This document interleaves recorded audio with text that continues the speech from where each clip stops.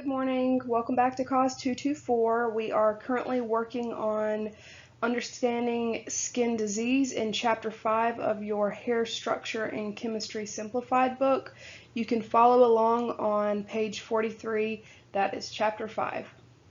Once you've completed this lesson, you'll be able to describe the different types of skin disease and their causes, understand the difference between an irritant reaction and an allergic reaction, list the causes for salon product allergy, describe the different types of gloves, list the ways to avoid skin disease, and list the 4 groups of pathogens. Recognizing skin disease is very important for stylists because knowing how to tell the difference between something that is safe for you to work on and something that needs to be referred to a physician is going to protect you as well as your client. You have to keep in mind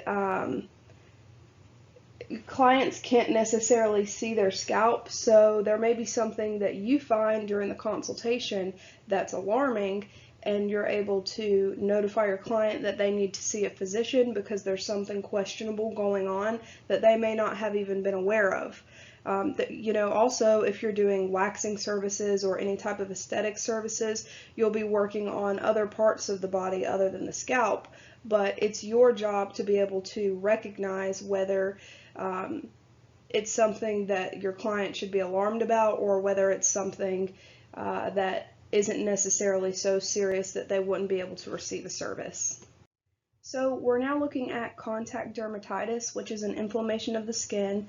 This is something that a lot of stylists experience at some point in their career. We have acute cases and chronic cases. Acute cases are typically noticed within a few hours or minutes of contact with a product, and then chronic cases may take a few months or even years to develop. So allergic contact dermatitis is the immune system's response caused by repeated exposure to an allergen. So if you're following me, this could be if you have consistently had contact with a product, over time your body can become allergic to this product. So this is why it's really important to wear gloves when you can in the salon so that you're not overexposing yourself to a product and causing yourself to become allergic to it. I've had this happen with certain hand creams that I would use during manicuring services. After a while, they became very irritating to my skin, and I would end up having to wear gloves whenever I used them. Infections occur when pathogenic microorganisms gain access to the body, overcome the body's natural defense, multiply, and cause injury. So we have 4 different types of pathogens. We have our bacteria, fungal, parasitic, and viral. So for bacteria, it's mostly going to be things like acne, and this can be common, complex, or chronic disease. We have our fungal, which that's going to fall, Tinea pedis is going to fall into that category. And then we have our parasites. These are going to be a living organism. So we have scabies, lice, anything that is a living organism on its own that comes into contact with the body. And then we have our parasites that cannot be fed or reproduce on its own and require a host to live, and these are considered viral. So we have our viral warts, venereal diseases, malignant melanoma, just a couple, but there are obviously way more bacteria, fungal, parasites, and viral infections that you can have. These are just some of the most common ones that we will see as stylists. So as we have already talked about, gloves are really important for the stylist to wear, especially during chemical services. They're going to create a barrier between you and the client as well as the products that you're using.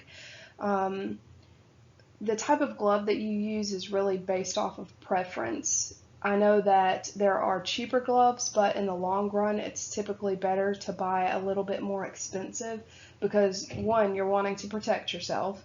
2, if you buy cheaper gloves, you may end up having to buy more expensive ones in the long run, or they might be so cheap that you end up spending the same amount of money because you're wasting gloves because they're breaking.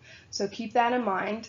We have 4 different types of gloves that are disposable. We have our vinyl, which are the inexpensive ones that don't really have a lot of stretch to them. They're not super comfortable to wear in the salon because you're moving your hands frequently. Those will rip quite often. And then we have our natural latex, which are a little bit more expensive, but they're still on the cheaper side compared to other types of gloves.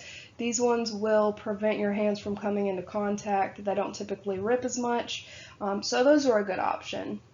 And then we have our polyethylene gloves, which cost the least, but have the lowest sensitivity, strength, and chemical resistance. And then we have our polyurethane, which are going to be the more expensive gloves, but the quality of them is going to be great. You don't have to worry about them ripping as often. You don't have to worry about coming into contact with any products because they are a little bit thicker. So again, the type of glove you choose is completely up to you. As long as you're wearing gloves and protecting yourself, that's the most important part. Today we've learned about the necessity of wearing gloves in the salon. We know that it's really important to wear gloves whenever you're performing chemical services to protect yourself from having chemicals absorbed into the bloodstream. There's really no excuse for not wearing gloves. It's a very simple step for you to protect yourself from potential long-term health problems. So that is all we have for Chapter 5. It's a pretty short chapter. Your work will be available, as always. Your test will be available on Thursday. Like I said last week, we only got 2 more weeks of the silly stuff, and then we'll start doing some more fun projects once we get to Chapter 7, the property of hair. If you guys have any questions, just shoot me a quick email, and I will get back to you as soon as possible. Thank you, and enjoy your week.